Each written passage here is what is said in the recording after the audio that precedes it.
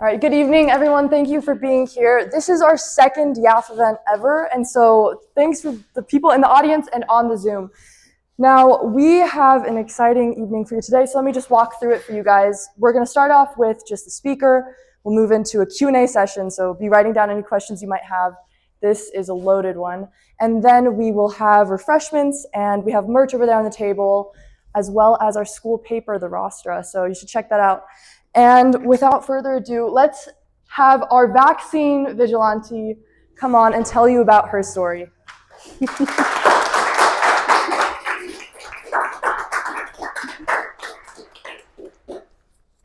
Good evening. Hi. Thank you for being here. Thanks for having me. This is great to be here, you guys. So I wanted to ask you to come today because you practically went against the whole world. You had thousands in legal fees. You spent nights in jail. So I really want to know your why. So tell us your story. Okay. Well, first of all, a little background about me is I am a holistic nutritionist. And so I was raised that my parents didn't really take us to doctors. We raised our children the same. We didn't really go to doctors. My husband was raised on a dairy farm, and they never went to doctors either. Not to say that doctors are bad.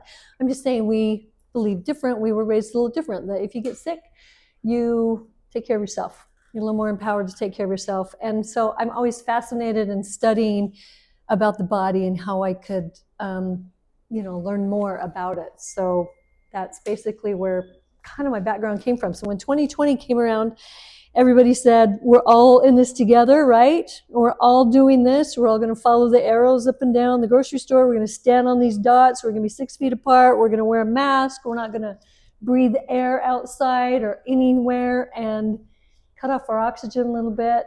And I went this way. So while everybody's going this way, I was going, nope. And I joined a Facebook group of like-minded people. And that Facebook group went from like 2,000 to 20,000 very quickly. And we were sharing information back and forth like crazy. I'm soaking all this up because a lot of it is stuff that I'm into. And a lot of it made sense and connected the dots for me, where other stuff I was like, I wonder if that's true or not. I'll have to wait and find out if it's a conspiracy theory or if it's really going to happen or not. So what were your concerns really during 2020, COVID, all of that? It seemed a little overreach. Did it? Am I the only one that felt like that? So to me, it felt like overreach. And at the same time, I was trying to balance everything. And my daughter back here that was 9 months pregnant, she had a baby, almost 10 pounds during 2020 in July. And she's like, nope, I'm not wearing a mask. I'm 9 months pregnant. I'm clear out of here. Nope, I'm not doing that. So if your kid's doing that, I can't say, well, okay, you stand up with your kids. And so if your kids are going to stand up and stand up for the right thing, I'm going to do it too. The whole thing didn't feel right to me. Just that we're all in this together. You don't have control over your own health. Your governor's going to tell you really what you can and can't do for your health. That's never happened. So that's kind of why I was going opposite from everybody else. And I was really getting empowered by all the stuff we were sharing on this Facebook group. I was listening to podcasts. I would plug my earphones in and go into a store, go shopping, and I would smile at everybody because I didn't have a mask on, and I would give them their space and be respectful of them because I didn't want anybody to feel uncomfortable. But at the same time, I'm like, look, I can smile. And that was a really hard thing I missed, like singing in church and smiling. I think a lot of kids, you guys were in that generation 5 years ago. You went to school and you couldn't see your teacher's expression. I mean, for younger kids, that was not good. It was dangerous for those little kids not to be able to see an expression of their teacher's face. For sure. Now, when the vaccine started rolling out, you saw some issues with that as well, though, right? Yeah. So first of all, it was like 2 weeks to slow the flow or to slow the spread, right?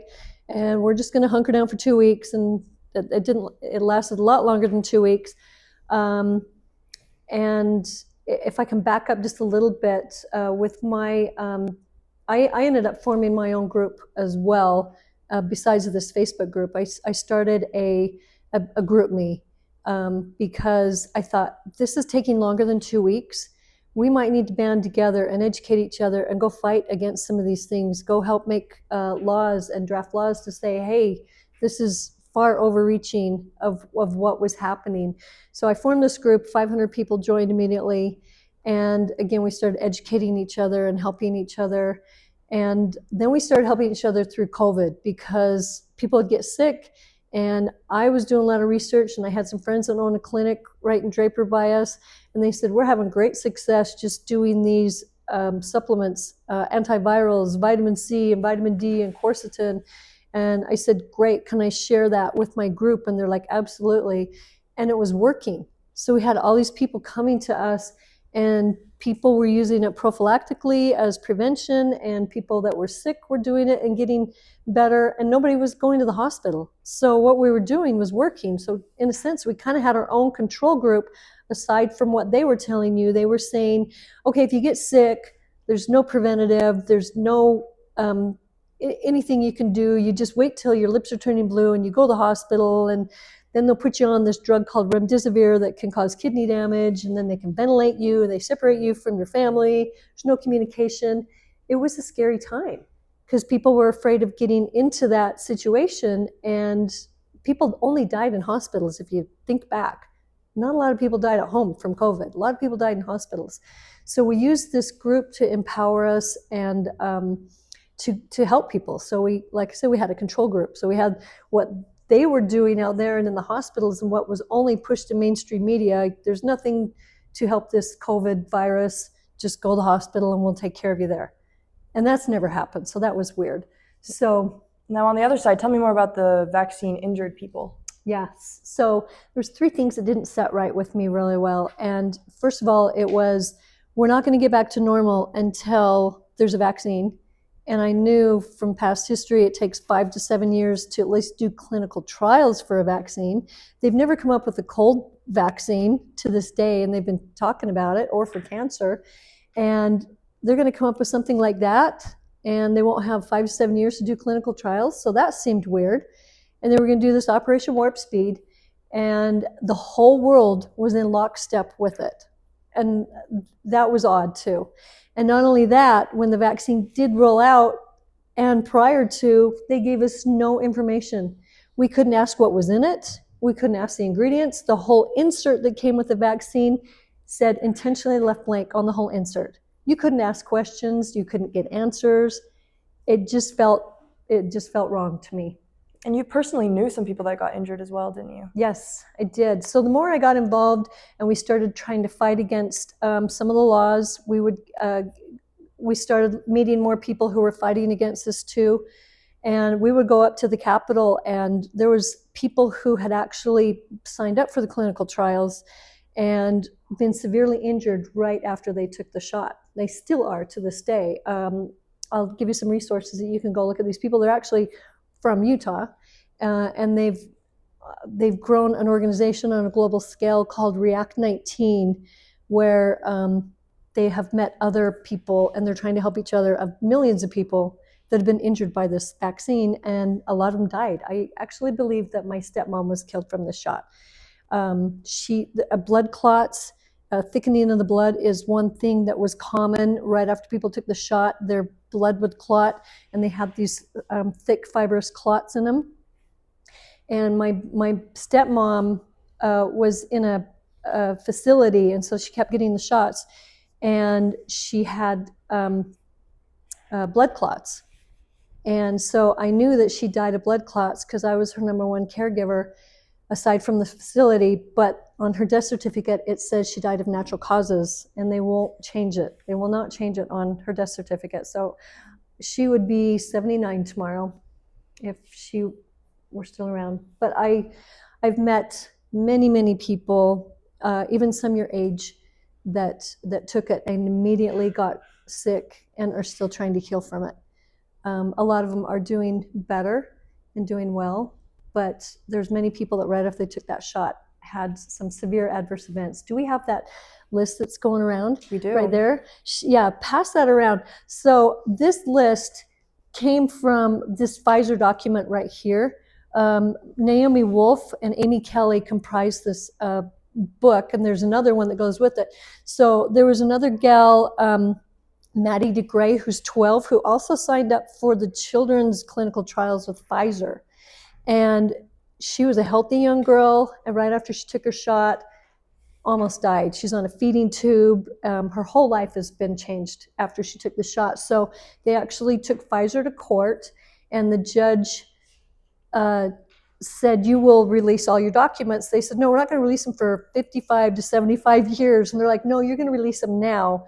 And this, you can get on Amazon. This is a lot of what they've discovered in those Pfizer documents that they weren't going to release for 75 years.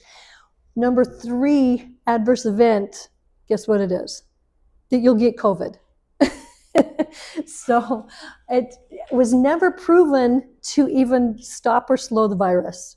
It's just, anyway, we can get more into that. What else do we have? Do you mind if we backtrack a little bit? You mentioned this group chat, and that's Yes. where you met Dr. Kirk Moore. Yes. So I started this group me chat called Freedom Fighters, and this doctor joined. I didn't know he lived a block away, but he joined, and he started saying all like-minded stuff like me, and then he called me and he says, after this vaccine had rolled out, he said, I want to help these people. I want to help a lot of people. And I said, great, but I should probably help you. That's kind of hard with you running a business and you trying to do it. Let me see how I can help you. He was also really involved in helping people with COVID. We had so many people coming to us, and since he was a doctor, he was actually able to prescribe ivermectin and hydroxychloroquine, which Trump was treated with Dr. Zev Zelenko when he got COVID in New York. And he said, when the shot rolls out, anybody who wants it can take it, but there's also these therapeutics that are helpful too. So he was able to prescribe that. We had 2 local compounding pharmacies that were prescribing it, and we gave out hundreds of ivermectin, and people were getting better.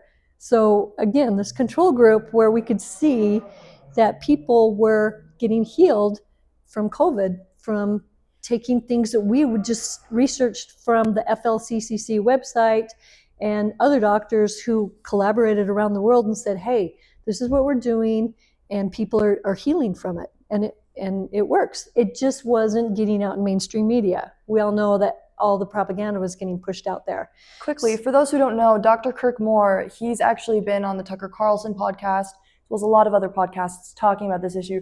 So I'm so grateful we can have someone that was also involved in this issue here today, but keep going. So that's kind of how we got started, was helping a lot of these people through the COVID and helping them heal. There's actually a couple people that I think he saved their life. One was like, I got to get out of the hospital. He's a doctor himself, a neurologist from down here, Dr. Watson. And he was seeing a lot of patients coming in his clinic that were being injured from the vaccine, but then he was sick with COVID in the hospital. Dr. Moore got him out of the hospital, got him on some antivirals and albuterate and different things, and helped him bring his oxygen levels back up. So we could see that what we were doing was working. We never had anybody come to us and say, hey, I'm getting sick or whatever. Never happened. But more and more people kept saying, hey, we heard you've got a formula. What is it? I want it. And it was really cool time because people were helping people. And people were saying, hey, you helped me, and now I know somebody that's sick, or I have a boss that's sick or whatever. And all these people were coming, and it was a really cool thing to see that happen. I want to focus on your underground operation that you had. Okay. Because this is kind of what brought you and Kirk into fame, you could say. Okay. So technically I had 2 little kind of underground operations, and I know the one you're getting to, and I will answer that real quick. So since we were helping all these people, we got invited from some people we didn't even know that were really heavily involved with politicians and legislatures to help write bills. Writing down hard words something you have to, not something you get to. Okay? We love our teachers. I'm just trying to figure out how to say his last name. Dr. Berkeley, please move yourself. So you've all been introduced to Dr. Smurthwaite now. How do you say his name? Smurthwaite. Oh, I love that. He's our Latin teacher, for anyone who doesn't know. It's really cool. So we got invited to this little private group, and it had doctors and nurses, and we would meet once a week, and they were telling us what was actually happening in hospitals and how many people were actually getting injured by the vaccine. A lot of these nurses were getting injured by the vaccine, and what some of these doctors, some of them were naturopaths, homeopaths, what they were doing to treat these people and the success that they were having. And again, we didn't hear about any of this stuff anywhere else, but it was very eye-opening to me to see firsthand what was happening. And the second underground operation you're talking about is Dr. Morris said, I want to start helping people.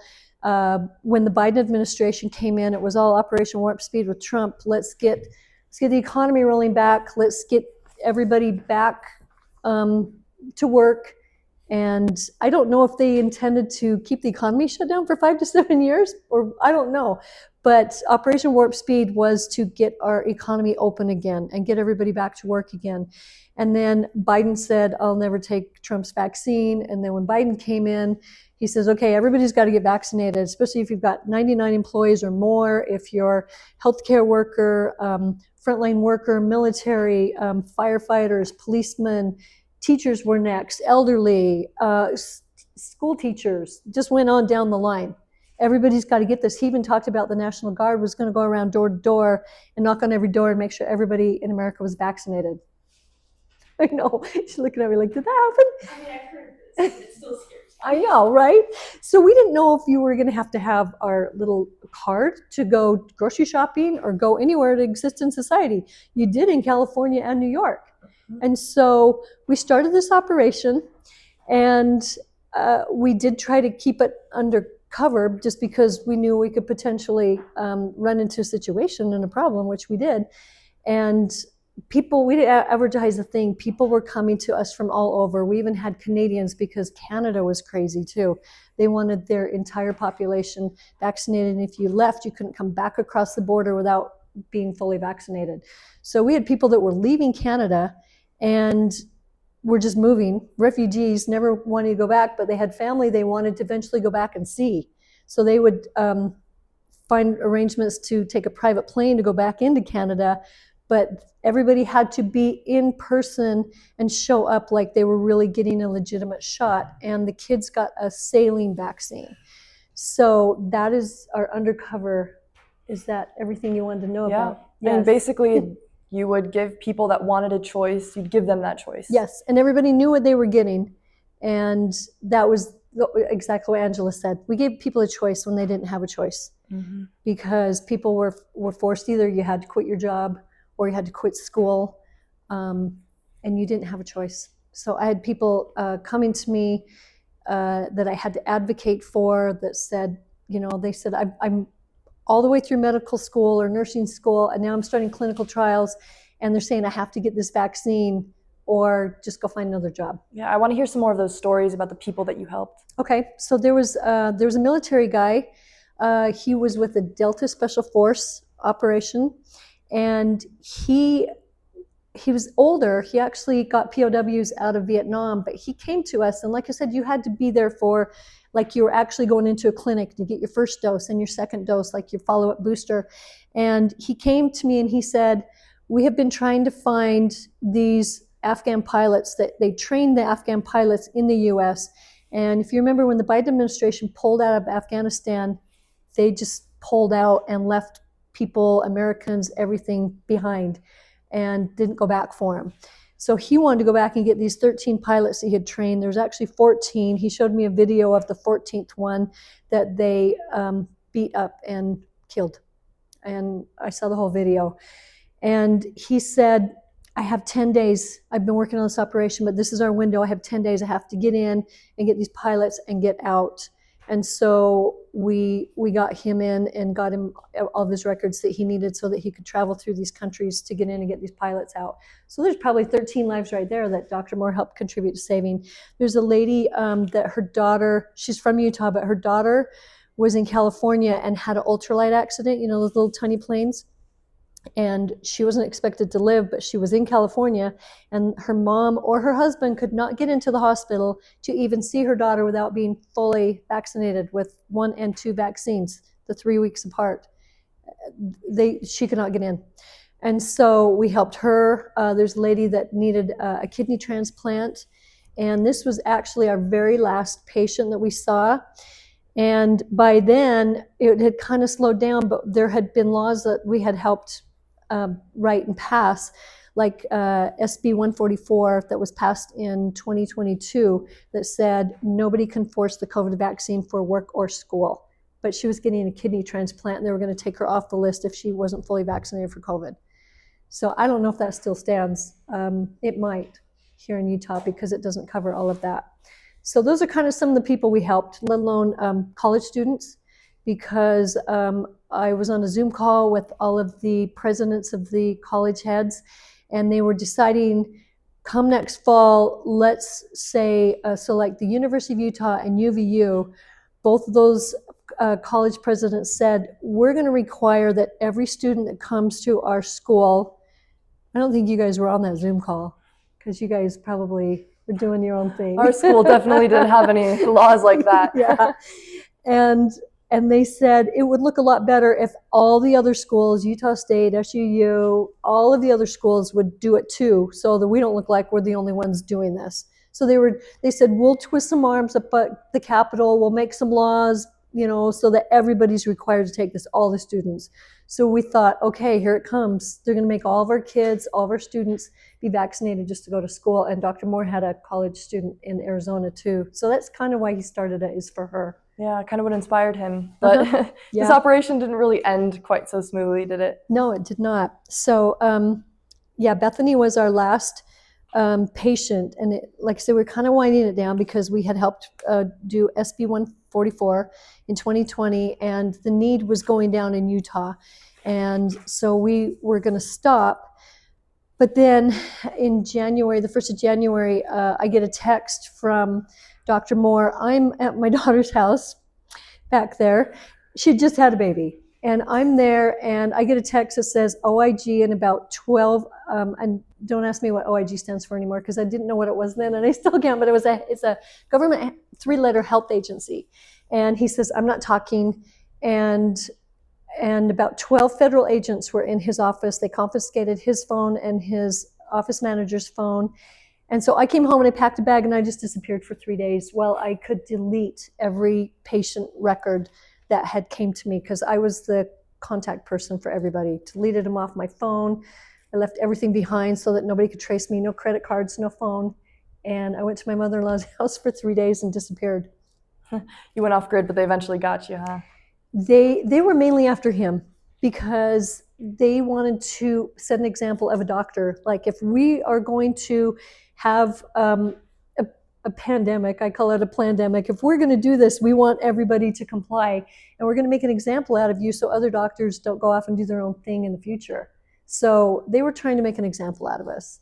So we were indicted the end of January of 23, and in May of 24, we had a hearing just for some pretrial requirements that we're supposed to keep. We can't have any guns. We can't leave the state without permission. We had to give up our passports. They can come spot check our house or car at any time or anywhere on the spot. We were treated like criminals, and basically, I guess we were. We were indicted. We had, we got our mug shots and everything, and I had to give up my DNA and complete that pretrial arrangement. Dr. Moore actually went to jail for 12 days in May back then, and in solitary confinement because it was over a holiday weekend where he couldn't have any interaction. He's a single dad and couldn't have any interaction with any of his kids or anything. And then when they let him out, he was on house arrest for the entire summer. So he could go from home to work, and that's it. And they gave him 2 hours on a Sunday to do any grocery shopping or any shopping he needed to do, nowhere else. And he had a monitor on his foot, so I couldn't just go up and have any conversations. We had to be really careful with the conversations anyway. I felt like it was Nazi Germany all over again when we're like hiding the Jews. And I would send him a little text and just say, hey, I've got a lot of lettuce in the garden. Do you need some lettuce? And he'd say, sure. So I would type out a note because they had my DNA. So I'd make sure that I didn't leave any DNA traces. And I would put it in this bag of lettuce and I would throw it over his fence so that I could kind of give him some information from the outside world, because he had this monitor on his ankle all summer and they were listening to everything that he said. Yeah, and then on October 18th, you tried to get the case dismissed. Yeah, so actually October 17th, he sent out a text to us, and we use Signal a lot because that's what we use. It's an encrypted text message. And he sent out a text saying, don't forget, we have a hearing tomorrow. This is our chance to dismiss this case, and it's looking pretty good that we could dismiss it. And October 18th came, and we're feeling pretty optimistic. But then again, we're living in this world where we're seeing crazy stuff happening. We don't know, but we're optimistic. And we were there 4 hours deliberating. The judge went out and said, I'm going to go out and make a decision. My attorney came back and he said, this is looking really good, because they had just passed, there was a ruling that summer where they were saying 3-letter agencies do not make laws. Only Congress makes laws. So this is looking pretty good. We were kind of dismissing it on that case, that the CDC doesn't make laws. Our whole indictment said we committed fraud, we violated the lawful acts of the CDC, and we couldn't find any law that we broke. The only law that was really broke in 2020 and beyond was your HIPAA laws, because they required you, everybody knows what HIPAA is, right? They required you to show your card, your medical information to go to a Jazz game, to go to college, to go to a BYU football game. That is breaking your Privacy Act of your HIPAA Act. And the other one that they broke was the Nuremberg Code, which is for Germany, that they came out with 10 Nuremberg codes that says you will never have to take a forced experiment. Well, mRNA is an experiment drug. We've never known what it is. There was no information or informed consent. So to us, that was an experimental drug, an experimental vaccine. And so there's 10 Nuremberg codes, and the US in 1976 started they wrote their own Nuremberg code called the Belmont Report. So that's the US version. All of this was ignored. Anybody could bring it up. Anybody could try to sue Pfizer, anything. It all got dismissed and went away, but they were holding our feet to the fire, that's for sure. So that's what happened on October 18th. Yeah, and your case actually didn't get dismissed. In fact, they filed the field of necessity, which basically means that the defense can have no case. Yeah. And so your only hope really was President Trump. Yeah. So like Angela said, they pretty much gave us no defense. They said, you can't talk about the vaccine, you can't talk about if it caused any harm. You can't show any proof. And by now, there was proof pouring out every day, and it's around the world, that they were pouring out of, they could discover what was in the vaccine, they could show how many people are being affected by it, and we couldn't bring anybody in that's been affected by the vaccine. We couldn't show any of our patients that were not affected by the vaccine, and we couldn't talk about it. And so we're thinking, okay, Trump's our only hope, because he had promised that he would help those people that had been politically persecuted under the Biden administration.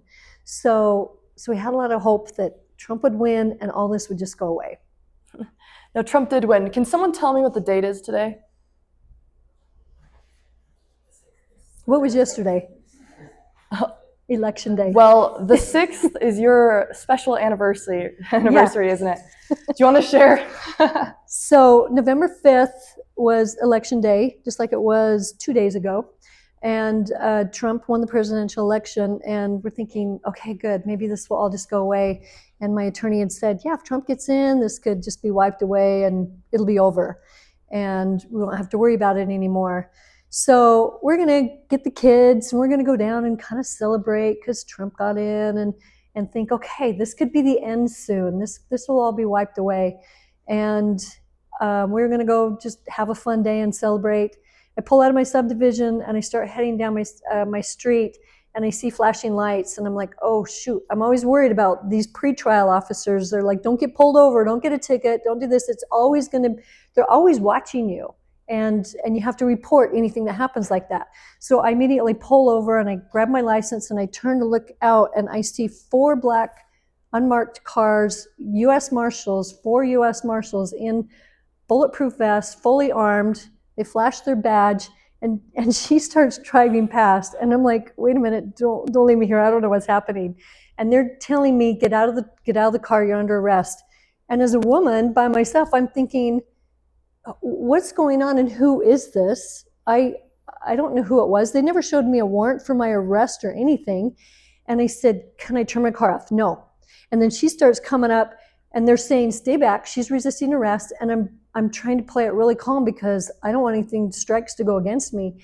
And I said, can I call my husband at least? And they said, no, you keep your hands where you can see him. So I voiced to my phone, hey Siri, call my husband, so he could get my attorney on the phone.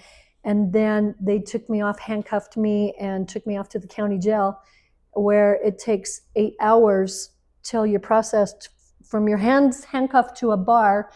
And then you get into jail and you're put down in this pit with every kind of criminal down in Salt Lake City, including illegals from Venezuela and everything, and people high on drugs. And they said, the reason why we picked you up, because you communicated with that text the day before the hearing. And here it is the day after that Trump won. And I'm like, it's kind of weird timing that the election was the day before. So I get in there, and he's saying that we communicate. I get there, and lo and behold, Dr. Moore's there too. And I'm like, well, this is weird. We can communicate all we want right here in jail now. There's no phones listening to us or anything. Make that make sense. Why are we here? And so I spent 2.5 days there, longest 2.5 days of my life, worst food ever. But I had a hearing and got out after 2.5 days, and he stayed 22 days. So again, nothing's adding up because it's the same violations that they're claiming that we both violated on our pretrial agreements. But I get out in 2.5 days, and he's in jail for the second time. And so from then on, we made sure we didn't even bump into each other in the neighborhood. We didn't show up at the same events, or make sure that we gave them any reason to throw us in jail for communicating.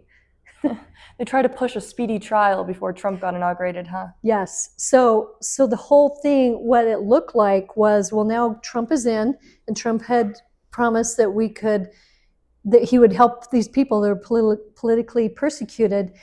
But now that you're incarcerated, you have the right to a speedy trial within 60 days. So we'll move your trial up to January before the inauguration. How's that? That help you guys out? So we would be planning our whole trial from jail, which would have been a big challenge. But again, we didn't have any way to really defend ourselves anyway, because they pulled our defense with the necessity defense. So in a sense, that's what it looked like, that they were trying to move us up to January before the inauguration. Luckily, we got moved back to July when our original trial was scheduled. Yeah, so let's start talking about the trial. This is actually when I got involved in this whole case. So let's start with the beginning of the trial. Okay, so the first day of trial was July 7th. And before we got to trial, we were able to meet one time with our attorneys and kind of strategize what we were going to talk about. And I was pretty excited because I thought, I have stacks and stuff that I had been saving for 2.5 years of so much material that has been pouring out, that they have proof that these vaccines have not only been dangerous, but they think the casualties from these vaccines, they call it a bioweapon now, equals not just World War I and not World War II, but the Vietnam War combined. So if you compare that to September 11th, how many people approximately died in September 11th with the plane crashes and the towers coming down? It was about 3,000. Compare that to World War I, World War II, and the Vietnam War. It's huge. It's huge. And we're not talking about it. 9/11, they say, we'll never forget. That's the tagline from 9/11, right? We'll never forget. I mean, 3,000 people, that is a That's a lot of people.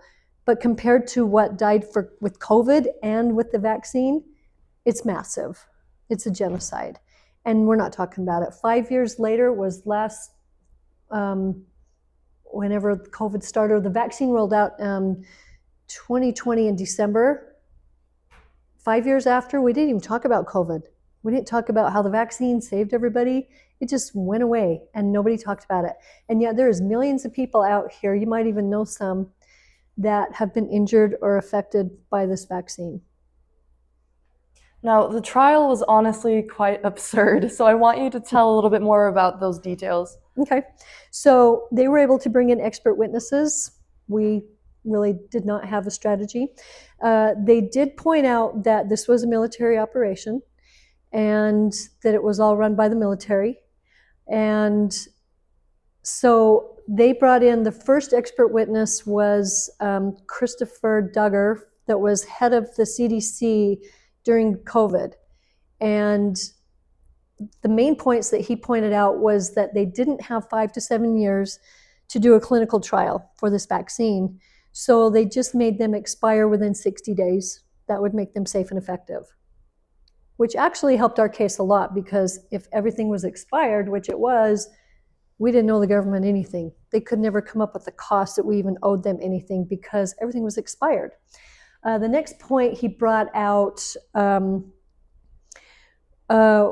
they mentioned, do you feel like your program was successful? They couldn't ever, they had to really, if you guys ever played the game of Neanderthal, it felt like a game of Neanderthal to me, like, oh, you can't say that word, oh, you can't say that, because if they even opened the door or cracked open the door of, was this really safe and effective, then we could talk about it. So they were really careful, like they didn't want to say certain words. The jury, I'm sure, was completely confused because we couldn't even talk about what our motive was. We took no money. We were just there at a time when people didn't have a choice. So he had mentioned that he felt like his program was successful because deaths and illnesses went down. And we know in 2021, mortality rate, if you want to look up Ed Dowd, he wrote a book called, it's not Died Suddenly, it was... Yeah, by the way, we have Here it a is. bunch of links up there and books. What's the name of his book? Cause Unknown. Yes, thank you. It was Cause Unknown. And people who just died with no cause unknown, just died suddenly. So he used to be an analyst for BlackRock, and he ran all the insurance actuaries. So people whose life insurance, that's where he got all of his statistics from, was from actual death insurance from life insurance. And he showed that the mortality rate and the death rate went up 40% in 21. People that had died immediately after taking that vaccine. So that is what Christopher Duggar was pointing out. The next expert witness they brought in was Gary Disbroff, that was the head of BARDA, which is, he's kind of like the head of the government operation that ran the vaccines out to distribution. And so we're trying to still come up with the cost, that we destroyed 1,900 doses of vaccines because we didn't put them in people's arms, and they were expired by the time they were destroyed anyway. And the federal government produced 1 billion doses of vaccines, even though there's not 1 billion people in the United States, and they destroyed 300 million doses of vaccines compared to our 1,900. So you look at the cost, and we're thinking, okay, I hope the jury is figuring this out and getting this all figured out. The last expert witness that they had in was the head of the Utah Health Department. And he's in there just talking about, show us this form from the clinic. And they're saying, well, this is the name, this is their birth date, this is the brand they took, either Pfizer, Moderna, or Johnson & Johnson. And what's the next column? Oh, that's the lot number. So the lot number is goes kind of, it associates with the batch number of what you got. So if you got a COVID vaccine card, it will have this lot number, which is the batch that it came from, it's associated with. And it's been said or proven that there's probably 3 formulas. The first one was probably a placebo. Everybody took it and nobody got sick or adverse events. They might have got COVID again because they've never proven that this stops transmission. The second one, some people had some adverse events, but then they got over them. And the third one, they were some lethal, they call them hot lots. And you could go to a website now that's called How Bad Is My Batch? And you can actually plug in your batch number and it will pull up how many people died right after taking that vaccine, how many people went to the hospital, how many adverse events, how many are disabled permanently from it, and it will show that. And keep in mind that they take this information off of the VAERS system, which is Vaccine Adverse Events System, which if you get injured by a vaccine, you're supposed to, or your doctor's supposed to report it to this system. It's very underreported. They think maybe 1% have reported there. So while the head of the health department is explaining nothing about what this form is, I'm having the intern next to me. I go, give me all these lot numbers. And I took them home and I plugged them in that night to How Bad Is My Batch? First one I pull up was a J&J. 12 people died right after they took that shot. Next one I pulled up, it's a Pfizer one, and I've got the Pfizer lots too, if you guys ever want to go look at these on that website. 34 people died right after taking that. And between those 2 lots, there was over 3,000 adverse events. And remember, they're very underreported, maybe 1% report to that system. And these are lots that went to Plastic Surgery Institute where we were running the saline shots. So there would have been people who would have been affected by these hot lots. Heck, they could have died. Yes. But as I was in this trial, honestly, all I was hearing was they were trying to get them on waste of money. All I was hearing is that they were wasting money in creating these vaccines. And then they were prioritizing speed over safety. And honestly, the case didn't look like it was going to win, but it got the attention it needed. And Marjorie Taylor Greene, was it? Yeah. So we had another rally. So we had a rally on the first day and a rally on the Friday. And we even had some people fly in from Florida, from Died Suddenly on X, Ed Zoll and Matt Scow and another podcaster, Shannon Joy. And they just showed up on our behalf. And with them pumping information out, and Ed Zoll from Died Suddenly was sending Substack out and text after text too. He's got connections all over the place. It finally got the attention of Marjorie Taylor Greene, who is the representative of Georgia. And she tweeted to Trump saying, hey, somebody needs to look at this. And Mike Lee, these are your people. You're the representative from Utah. You need to take a look at this, which he did, and went over and talked to Attorney General Pam Bondi. And there were some other things going on at the same time with the Epstein list. And he said, you know what, let's take some heat off of the Epstein list. Let's look at this. And so by Saturday morning, I was getting a text and it said, hey, stay by your phone.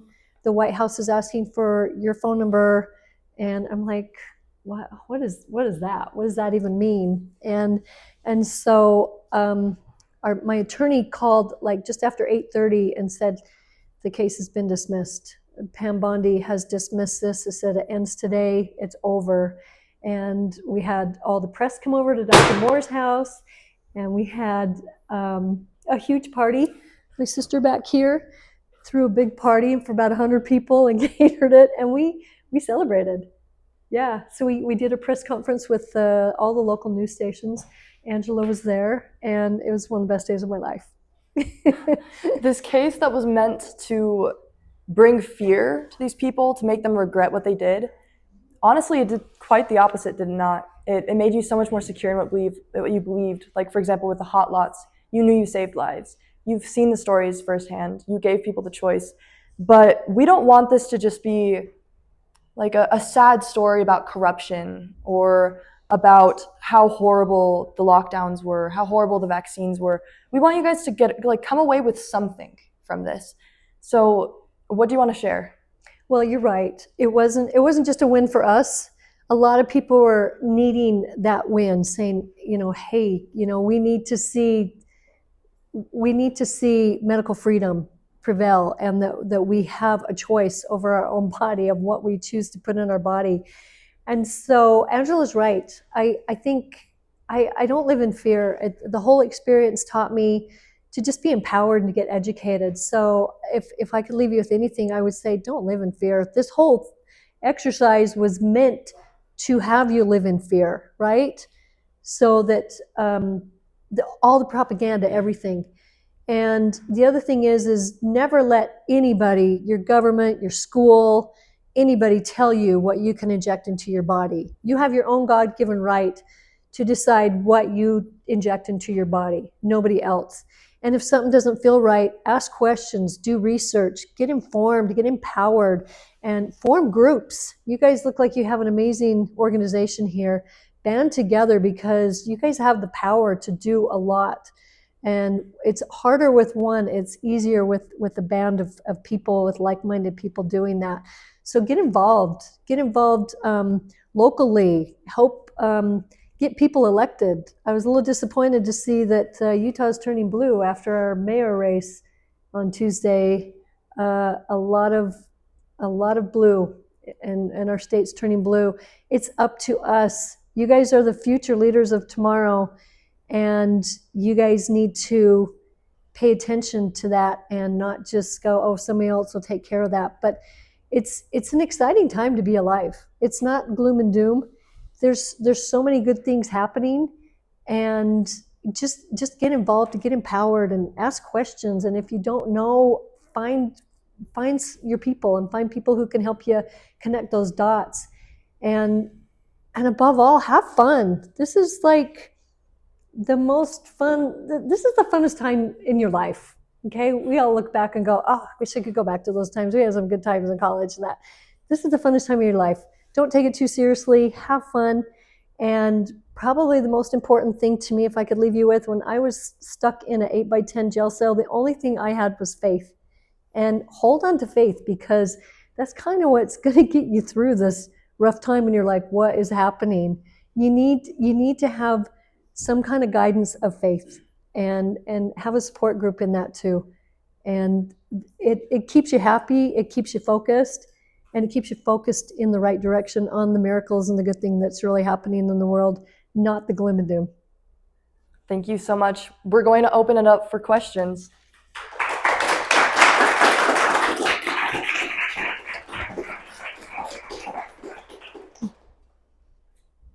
So I have a question. Even now, way after the main effects of COVID happened, there's still a lot of things that we're restricted from doing or joining without proof of a COVID vaccine or immunization, right? Is there a way that we can say, oh, I've been immunized to COVID without actually having to get the COVID vaccine? So I'm just curious, where are they still restricting or asking for your...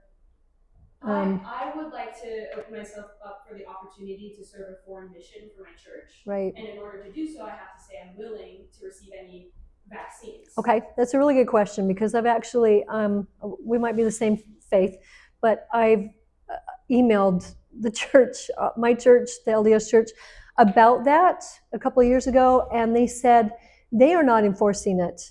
It is if the country is. So it's the more you know. So I did advocate, I think I started talking about that, I did advocate for Joyce and Rocky Mountain and these nursing schools that were saying they're still requiring the COVID shot. And I said, well, okay, well, did you tell them about SB 144? And there's, so Senate Bill 144, you can go pull it up in Google, and it was from 2022, because you'll find in different years, there's another Senate bill that would be 144, and it's completely different. Senate Bill 144 in 2022 states that no one can discriminate against your DNA, and that they said that there's possibility that this vaccine may discriminate against your DNA. So that two sentences in that bill, you can take it to anybody or the church and show them and say, this Senate bill was passed saying that nobody can enforce that. So the only thing so the church will only enforce it if you get called to a country that enforces it. And I don't know anybody that is, because I did help a lot of missionaries, and the last place that they were requiring it was Philippines. And the Philippines actually did have a high mortality rate because they were pushing the vaccine so hard. So you could check with them on that. But just know you can say no to any vaccine. And HB 63, if you guys want to write any of these down, House Bill 63 says that everybody in Utah must accept your exemptions. And you don't have to have them signed by a doctor. You don't have to have clergy sign them. It's just your personal opinion. I don't want that in anything injected into my body. You don't have to take a flu shot or anything. So you can stand up for yourself. So the more you get educated, the more you know. And I'm happy to advocate for anything, because like I said, I did email the church, and they emailed me back and clarified that. But it's really hard to find this information. Nobody's putting this out. So I just have a question. I don't remember the specific numbers, but typically when a vaccine is produced, do you know how many mortality or how many casualties the vaccine has to have before it's completely removed, before they shoot down the vaccine and don't use it anymore? Well, that's a good question. There should be 0, right? I remember it being pretty low. I don't remember what it was, but my mind says something like under 10. Yeah. And I thought that was an interesting thing. Well, and if you can go back and dive into this, Pfizer had about 700 in their clinical trials. They actually did some really sketchy stuff, and they did kind of a bait and switch. They put one vaccine in to get it passed through the FDA, and then they put another thing on the market, which there's other stuff I didn't even talk about that Dr. Moore was involved in to hand over some vaccines to some researchers so they could actually look in the vaccine to see what was in it. And this has gone global of what they found in the vaccine. And the FDA got Comirnaty, if you remember, it was Comirnaty. But when you went to get your vaccine from Pfizer, it was called BioNTech. So they kind of did this bait and switch kind of thing. So back in, I want to say the early 90s, there was a swine flu vaccine, and they wanted everybody to take the vaccine.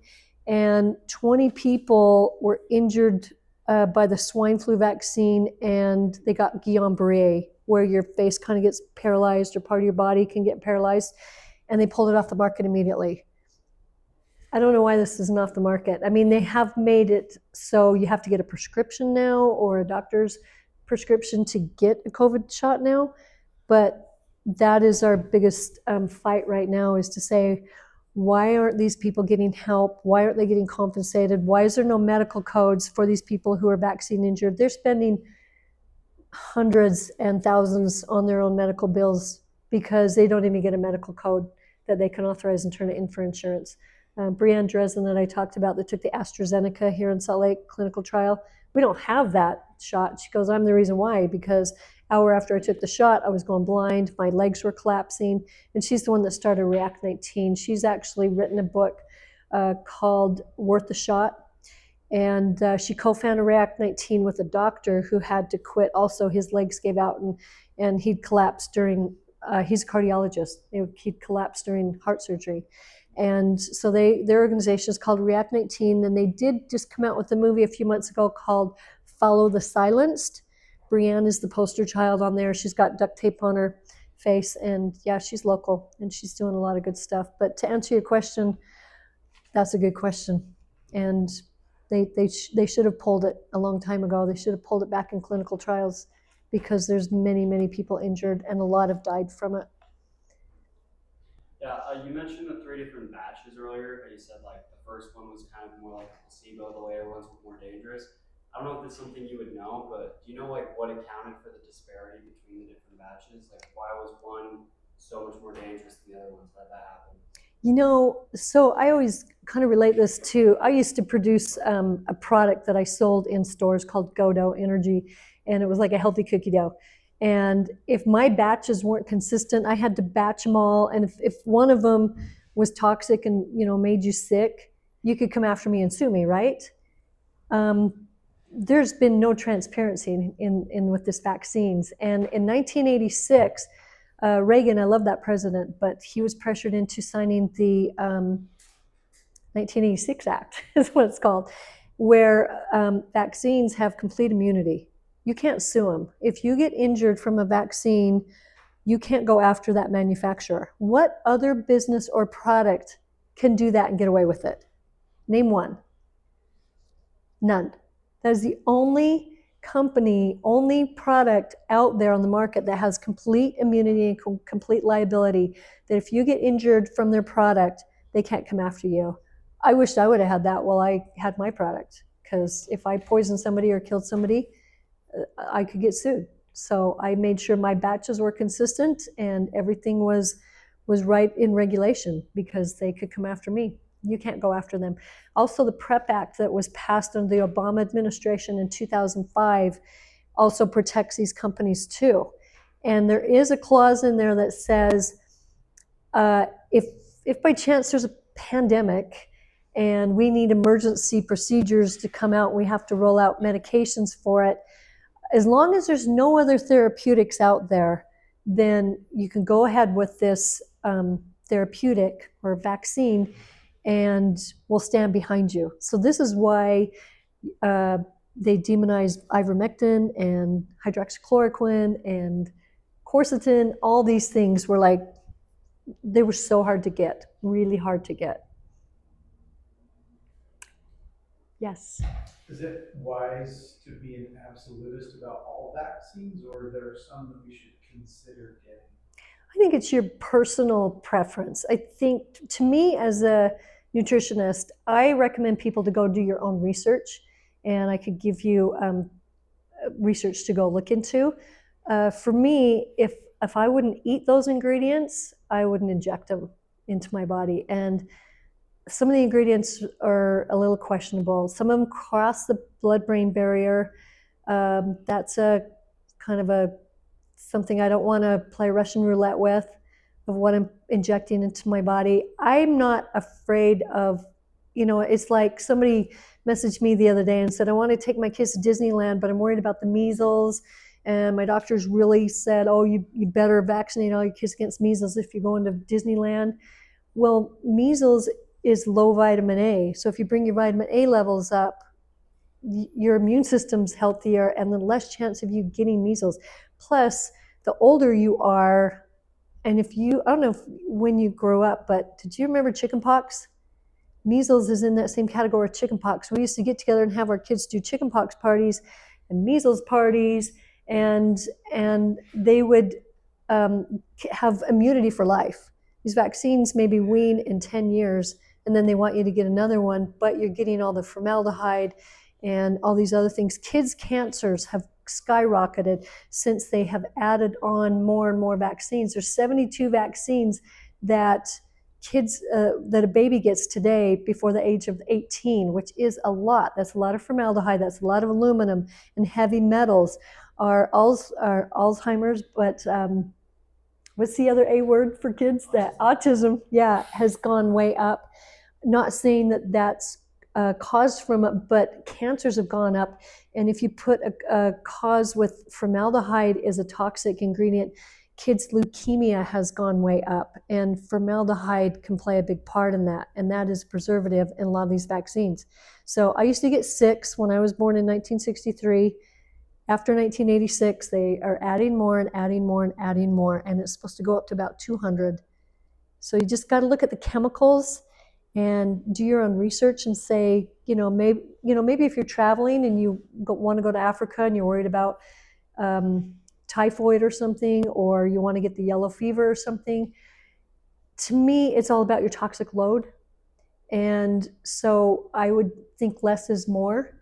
And I don't worry about getting measles and chickenpox and things like that, because I know I'm not going to die from them, and I know I can bring my immune system up and avoid those things. But that's a really good question. Is your criteria then more situational than it is, or has any floated to like the top of almost being considerable for you? For which vaccines? I'm just saying, has any vaccine sort of gotten to the top of maybe we should think about it, or is it situational based on what you're getting ready to do in your life? Yeah. Or both? Well, I vaccinated my kids when they were babies, and actually the chickenpox came out in '98 when my third child was born. So my first two got chickenpox, and they have immunity for life, and my other two don't. And so now my daughter's like, how am I going to get natural immunity from chickenpox for my kids, because they're vaccinating everybody when we could just get this natural immunity instead of trying to vaccinate everybody against it. Does that answer your question?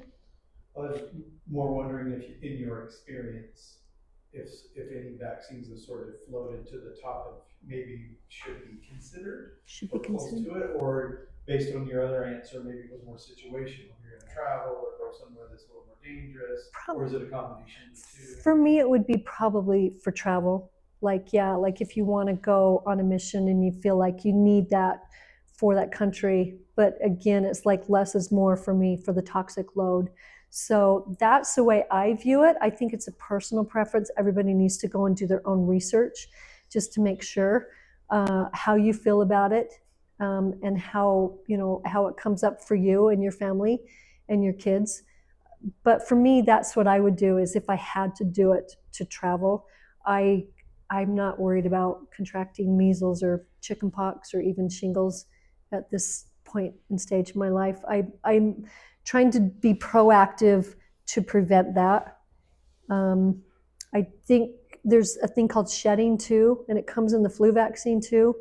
And you see more people getting the flu when they start pushing the flu vaccine. COVID vaccine, they actually did prove that it does shed. So when they give you the flu vaccine, they give you a little bit of the live virus. You shed that for about 2 weeks after you get your flu vaccine. And so people are catching the flu more because more people are getting that flu vaccine. So, and it's more on live vaccines. Like, I'm trying to think of what's the other one. What's the one they were trying to push in the hospital? Hepatitis. Yeah, hepatitis is a live one too. So anyway, I would say do your own research, because when these babies are born on day one, there is things that can cross the blood-brain barrier, and do have just people I've come in contact with and family that they are on the spectrum, and I don't know why. And so I question. That's when I start questioning everything. Yeah. So you study like nutrition and natural health and stuff like that. If someone has received the COVID vaccine or other vaccines that they feel like have injured their bodies, is there a way that we can be proactive and heal our bodies from those negative effects? Yeah, thanks for asking that question. That's a great question. So we all even had COVID, most of us probably. And so there's a spike protein that is the protein that causes inflammation.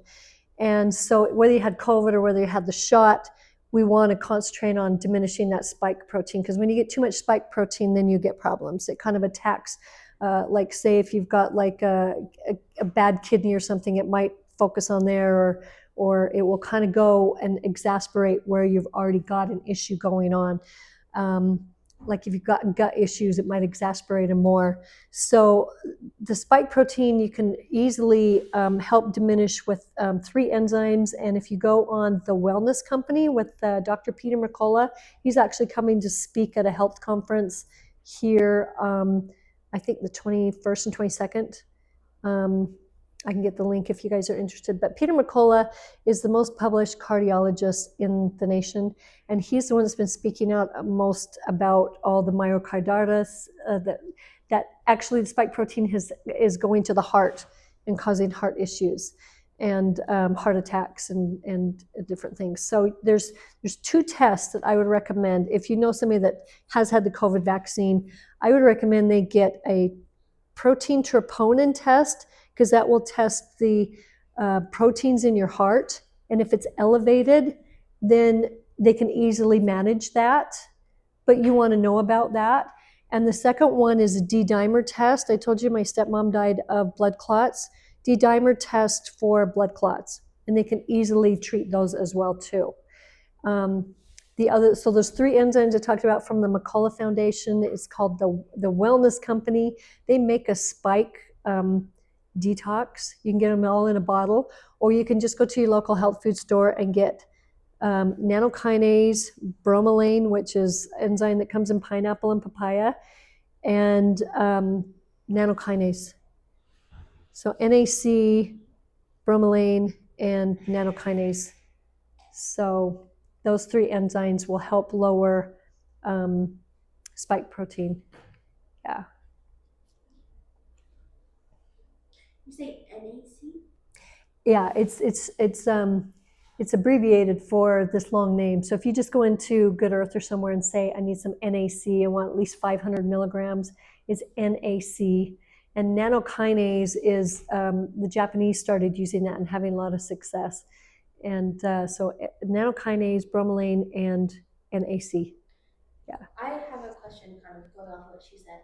So as a holistic nutritionist, you mentioned something about measles being exacerbated by low vitamin A, and I was wondering, there are things that, well, I know there are, but what are things that your average American, whatever, should and could be doing to kind of raise your immune system and make it so that you don't have to worry as much about infectious diseases? Can I say one real quick? You bet. Vitamin D, you guys. Yes. Get as much sun as you can. Yes. Yeah. Although Go ahead. in Utah, you cannot get vitamin D very much from the sun. That's true. You gotta time it just right. Yeah. Well, and I'm glad you brought up vitamin D, because there was actually another doctor that was persecuted, and I wasn't going to go into it, but I'll quickly do it, because I was having a conversation with him on Instagram the other day, and it was blowing my mind. And I said, I'm so sorry that you were persecuted for $5 billion. He said, no, it was $508 billion.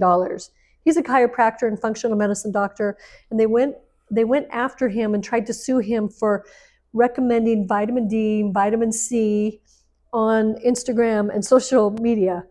And they were trying to include every single count of who he might have reached. He says, I'm serious. We've seen the study from Yale, and it says if your vitamin D levels are up, you know how they call it comorbidities of COVID, less chance of getting COVID. It just boosts your immune system. So you can't overdo vitamin D when you do it in foods. So get some good, what's my favorite yogurt? Nancy's, 22 grams of protein, is non-GMO. Get some good yogurt. You guys have Redmond Farms down here. Go get some raw milk. It's full of vitamin D. And yeah, if you're used to paying this much for milk, but then you pay $17 or $16 for a gallon of milk, it's worth it. And it's full of vitamin D, and you can drink it all winter long and not worry about all the sunshine. Maybe we will get sunshine here all winter. Who knows? It's beautiful outside. But so he won his case, Dr. Eric Naputi, because he proved that vitamin D did help prevent COVID and brought the immune system up. So it's crazy, I know. But see, if there was a viable therapeutic out there like vitamin D, vitamin A, if your immune system was healthy, or are we actually allowed ivermectin and quercetin and those things to be talked about, then they couldn't roll out the vaccine. I personally think that COVID was invented for the vaccine, not the other way around. We have time for one more question, Lily. I'm doing a lot of studying for like this speech and debate thing. I really need to know, where can I get this information of the ingredients list on these vaccines, or any vaccine really, like, and also for my health and my children's health in the future, like, where can I find this stuff? Well, good luck finding it on the COVID vaccine, because all of this, we had sealed government contracts from BARDA in our trial that we still couldn't see or talk about. There's still so much stuff we don't know about that vaccine. I do know from the vaccines that Dr. Moore did send to this researcher that there is 2 components in it, that the Pfizer vaccine had SV40 in it, which is simian virus 40, that they used to use in the polio vaccine in the late 50s, early 60s. And cancer epidemic was happening because it is carcinogenic. It is a toxic chemical. It's a monkey virus. Why would you put that in a vaccine? There is, if you start looking in, be careful if you start going down the rabbit hole looking at ingredients in vaccines. Was it pregnant horse urine? I mean, I don't know where they come up with these things. And the other one that was in these vaccines that for COVID was the DNA plasmids were 1,000 times over the legal limit. And DNA plasmids are very inflammatory in your system too. And so those were two things that we discovered. Other than that, we have never seen an ingredients list. I just know those two things because we said, is there anything we could use in our trial that you found in these vaccines? And they said they're way over the limit of DNA plasmids and they have SV40. And then I had to go research all that. But documentaries have been coming out and they've been talking about them a lot in the Plandemic series with Nikki Willis. I was actually trying to find those links today and they don't make it easy. And on that, you would be interested in an inconvenience study. It just came out. It's fascinating. I recommend you go watch that because, and if anybody that is interested in which vaccines to put at the top, like this gentleman was asking, an inconvenience study was done 10 years ago, and it was from the Henry Ford Foundation. Did you hear about this one? I'm not sure. So the Henry Ford Foundation is very pro-vaccine, and they wanted to come out and show that vaccines are good and vaccines are saving lives and they're a good thing, and they're going to publish it and put it out everywhere. Well, it came out 5 years ago. The study was completed, and they followed 18,000 kids, just looking at their medical records, ones that were vaccinated, ones that were unvaccinated. And when the study was over and done with, they found that the vaccinated group was chronically ill by like 60%. The unvaccinated group was much, much lower. It was below, maybe I want to say it was about 18% or something. They still had illnesses, but it was so much lower. And it's an inconvenient study. And so they just put the study away and they said, we can't publish this. We'll lose our jobs. This, so somebody finally was a whistleblower and pulled that out. But it's a fascinating documentary. I highly recommend if you're going into health. Yeah, does it have a list of ingredients or? They talk about it. Okay. Yeah. Another good one to follow is Children's Health Defense. Robert Kennedy Jr., who's head of our HHS right now, he founded that organization. He's not involved in it right now, but they will talk a lot about vaccine and ingredients and different things. There are some more. I'll get some resources to Angela that she can pass on to you for some of these. Because, there is books by Dr. Sears. There's a book that just came out with Robert Kennedy Jr. and Dr. Brian Hooker, Vaxxed versus Unvaxxed. That's another good one you're going to want to read. But, yeah, it's the ingredients in there that will kind of shock you and go, well, if I wouldn't feed this to my kids, why would I inject it into them? And one last question. What is your personal experience with finding the ingredients? Like, how did you know? What about it steered you in the direction of more nutrition? Yeah. Well, like I said, I have a family member that as soon as when they were young, they stopped hitting their milestones right after they had a 3 injection. I would never, if you are thinking, oh, I want to do vaccines, I would never do 3 together. Now they're talking about putting 6 together. You never know which one is causing the adverse events, whatever, but he quit hitting all of his milestones right after that. And that kind of started leading me down this rabbit hole. I wasn't deep down into it, but I mean, like I said, I vaccinated my kids and then I slowly started thinking, I don't know if I want to keep doing this, because I could see that cancer was going up, autism was going up, and nobody's saying why. So, and we're surviving.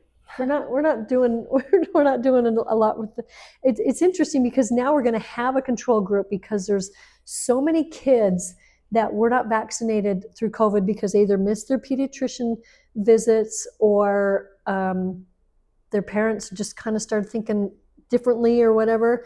And so now we actually have a study group to look at of these kids that are being born now and not vaccinated versus the ones that are.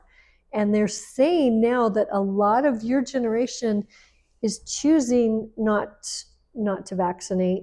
And they said it's a huge number. It's over 50%. So I mean, like I said, go do your own research and do the research for yourself. But there's a lot of data out there. It's just, when you start questioning it, you won't be able to, it's hard to look any different. Yeah, don't stop questioning. Now, this is a topic you could talk about for hours, Yes. but this is going to have to be it. Thank you so much. Let's give a round of applause Thank for you, Kris guys. Andersen. Thank you.